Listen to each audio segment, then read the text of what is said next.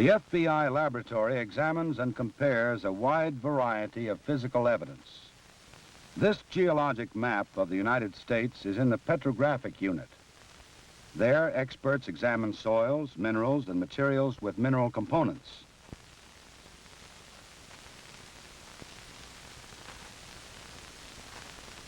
Surface soils may vary widely in color and texture within very short distances. Thus, a skilled examiner can use soil samples from a suspect's overshoes to place him at the crime scene or to trace his escape route. These soil samples will first be examined microscopically and then washed to separate any mineral particles. The X-ray diffractometer is used in the petrographic unit for analysis of crystalline structures. These are found in many materials with a mineral content, including safe insulation and building materials. Thus, the chart readout of samples found at a crime scene may be compared with X-ray analysis of other samples found in a suspect's clothing.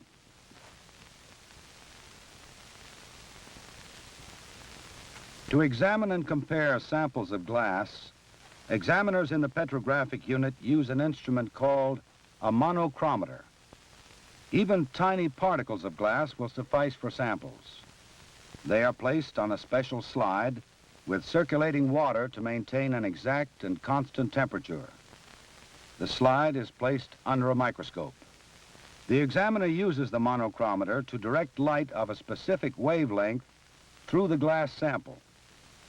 This produces a characteristic color which defines the optical properties of this sample and permits comparison with others. The differential thermal analyzer is also used by examiners in the petrographic unit. It subjects materials to controlled and increasing heat, thus affecting molecular changes.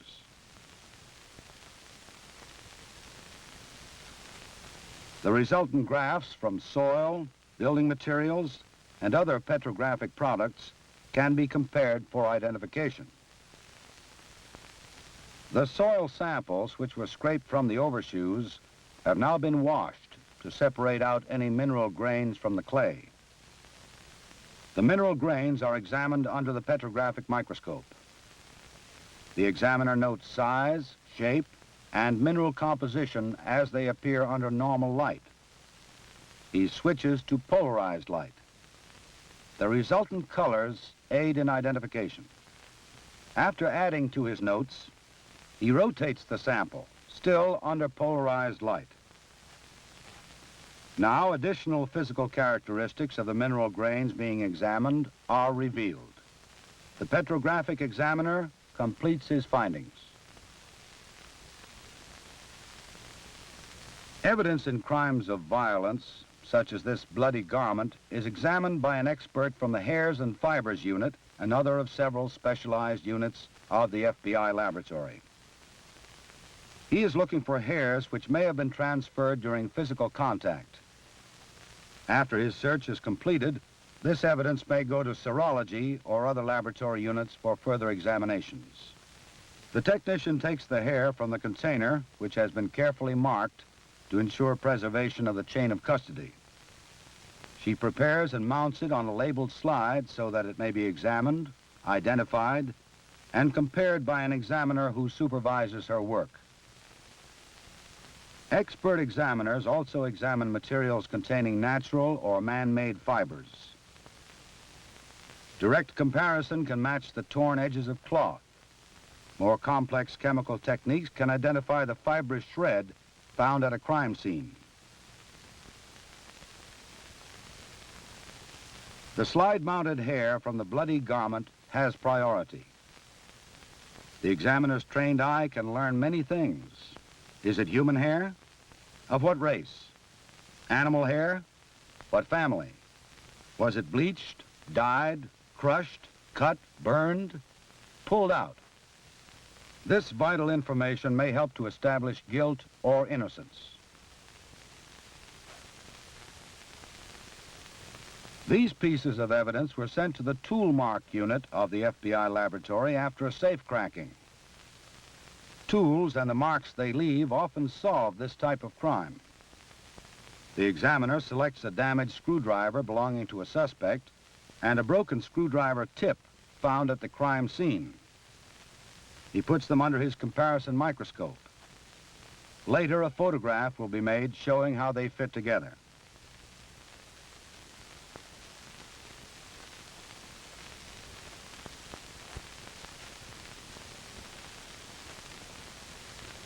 Other evidence is a sledge and a battered section of the safe door. In the shop, the examiner inspects his evidence under a low-power microscope. First, the piece of metal from the peeled safe door, and then the sledge. The edges of the sledge will have acquired marks and scars during use. If the tool was impounded immediately after the crime, so that no new markings have been acquired, comparison with marks on the safe door can be valuable. He makes impression of the sledge edges on graphited wax.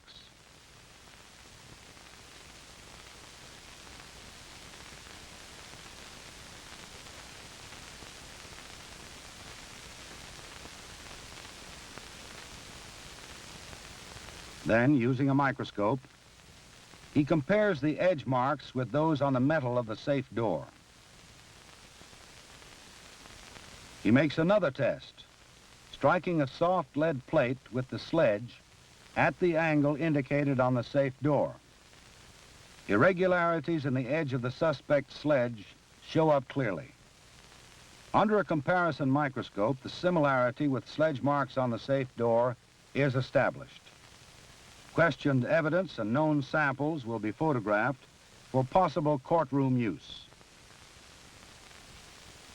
In a darkened laboratory, an FBI expert uses a high-intensity light to examine the cast of a tire tread. It was made at a crime scene and submitted together with a tire from the suspect's car. The examiner has made an inked impression of a section of the questioned tire matching the cast. He circles on this impression similar irregularities, cuts, worn spots, the impression of embedded foreign objects.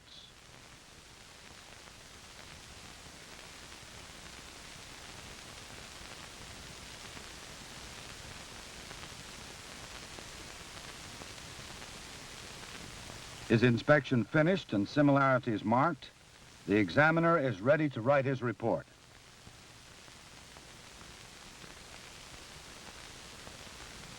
Examiners in the tire tread unit are also experts on the identification and comparison of heel marks. Like the tire tread file, a shoe print file is maintained. Shoe prints can be lifted from a hard surface, or a cast can be made from impressions left in dirt or snow.